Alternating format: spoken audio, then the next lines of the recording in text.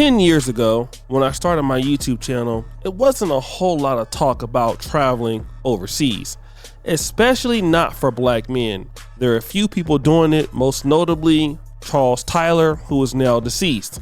He was in Rio de Janeiro, and that was one of the first times I ever saw a black man really talk about leaving the States. Well, fast forward, Dima. It's now 2024, and the emergence of the passport bros have brothers really thinking about moving to another place and trying out a new life. And of course, there are a few places that we can recommend. There's Brazil, there is Peru, there is Thailand, Dominican Republic, and Colombia. Colombia? Yeah, Colombia. Now, Colombia is a good place because of its close proximity to the United States, and the amount it takes to get to Colombia is typically not so expensive. So add that up with good food and beautiful women. Booty clapping sounds. We have a winner. But stop the show.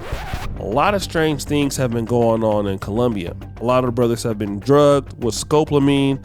A lot of black men have been robbed. And unfortunately, a lot of black men have been losing their life. And we're gonna find out that this will be the third death in the last 4 days because this happened. And we have another case of a mysterious death of an American tourist out there inside Medellín. Guys, Dakarai Earl Cobb, age 47, was staying in the Santa Lucia area for about a month. The owner of the apartment told authorities that he got worried when he had not heard from the American for a couple of days. So he went to search the apartment, and upon opening the door, he found Dakarai Earl Cobb laid out and dead inside the apartment. It is being reported that Dakarai, who was an online English teacher, may have been found without several of his belongings, such as cell phones, passports, and credit cards. So the investigation is still ongoing to find out exactly what happened to Dakarai inside that apartment. This is the third American in 4 days that was found dead out there in Medellín. So what do you guys think happened to Dakarai Earl Cobb? I want to give a shout out to the Razor Rays YouTube channel for updating this story. And the brother that passed away was a brother by the name of Dakarai Earl Cobb, 47 years old. He taught English. But then what was missing from his particular house was credit cards, passport, and other personal items. Now, I went and checked out certain things on BMT Travels. They had a pretty good online show. When I came across two brothers that were on the panel kind of going back and forth about Colombia being safe. The first guy is named B-Dub, aka Shadow Hawk. Now, he's a brother who's just moved to Guatemala and left Colombia. And there's another brother by the name of Global Loopy G, who absolutely loves Colombia and has never had any problems. I first want to start off with this argument from brother B-Dub and kind of take his position as to why he left and moved to Guatemala in the first place. You're at a coffee shop, Black Noir, if I remember correctly. I met you with Alan in Medellin. Okay. Anyways, yeah, I had to get my ass up out of Colombia. My boy was two Jargong. He got clapped out there on December 10th. So I decided to get the hell out of there. And now I'm in Guatemala. The Asian guy, right? Yeah, correct. Okay. So now I'm in Guatemala at a villa. You know, I spent a lot of time in Colombia, but I'll have to be honest. I don't think promoting that place is really a good thing for black men right now. I think black men need to take their money and business elsewhere. Yeah, the girls aren't as beautiful in a place like Guatemala, but you have safety. Not once have me and my girl felt in danger here. The people are really nice. The food is really good. and it's something different. We're experiencing Guatemala in its glory days before all the digital nomads and shit get out here. So I would recommend for black men to try something new, get off the beaten path, come to Guatemala, come check out Antigua, check out Lake Atitlán, which at one point was going to be one of the 8 wonders of the world. And it's just, myself, I was drugged. The time when I met you, I had been drugged 2 days earlier. So in Medellín. So fortunately, I lived, but unfortunately, a lot of people don't. Now, in this next clip, Brother Global Loopy G is going to push back on Brother B-Dub, talking about his own experiences, which are different from Brother B-Dub. I wouldn't recommend going alone. But the problem is most guys that go to Medellín and Cartagena are going there to trick. And so you're not going to be able to have them.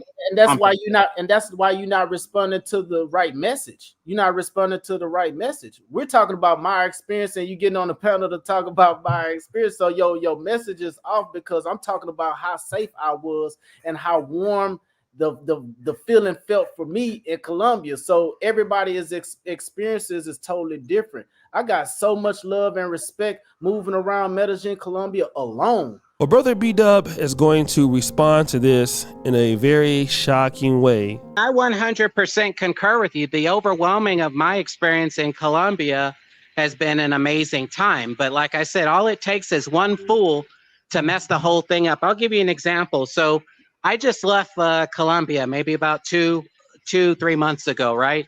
And so I started off in Bogota. And then from Bogota, I went to Santa Marta. I was staying at a nice ass hotel. I met a cool black guy at the pool. We were talking, just even made plans to hang out sometime in the time that I was there in Santa Marta.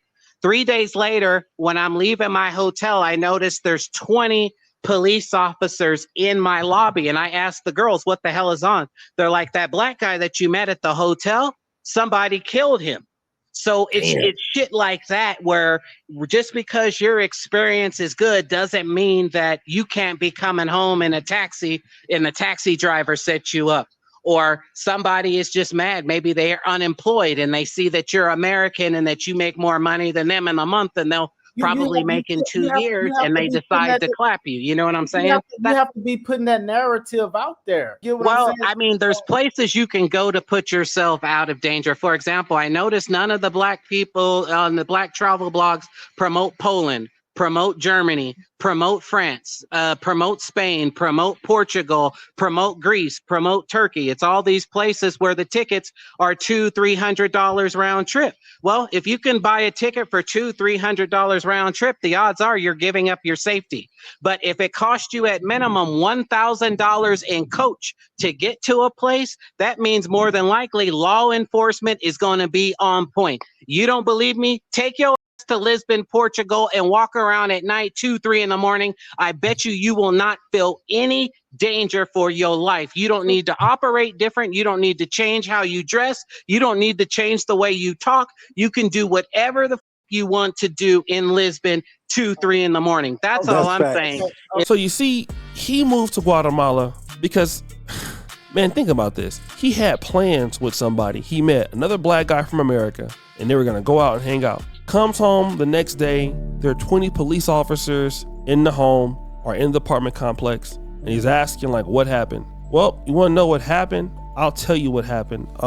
Yeah, so your buddy is dead. Somebody killed him. And, I've been looking at some of the comment sections of that video. Check out this one here. This guy is on point. I canceled my trip to Medellín a few months ago. I canceled because of the armed robberies and kidnappings. I will not visit a place where I have to watch over my shoulders 24/7. It's time to steer clear of this circus. This guy is correct. We need to protect our brothers. Instead, we want to protect our monetized YouTube channels. Now let's tell the truth. Okay, we have another brother here. What that Music 2859 says, B-Dub was making the most sense in the whole panel. Everyone else trying to counterpoint him while he's essentially expressing safety concerns as opposed to bad mouthing Medellín. Now, let me just get to this, right? I'm pretty sure that everybody's had a good or bad experience. Hell, I've been all over Africa. I have good and bad experiences too. But the thing is, how many people in a place are being killed and being targeted? We got to understand that as men and Americans, we're going to be targeted when we come over there. You know, and it's not necessarily for just violence, but it can happen, especially as men want to go out and start, you know, dating or enjoying the scenery. You don't know who you're dealing with. And again, this is something that's happening. It's becoming more rampant in Colombia. And I really think that a lot of different guys can have a lot more experiences going someplace else than risking what is going on right now in Colombia. It is something that I probably would not recommend. Again, I've never been to Colombia, but based on what I'm hearing, based on what guys are sending me all the time, guys, maybe for right now, until Colombia can get it together, pick someplace else. So guys, what do you think? It's your boy, Duke Jackson, back at it again with an episode of The Celebrity Junk. Here's your Friday, do Scary Bell. We're out.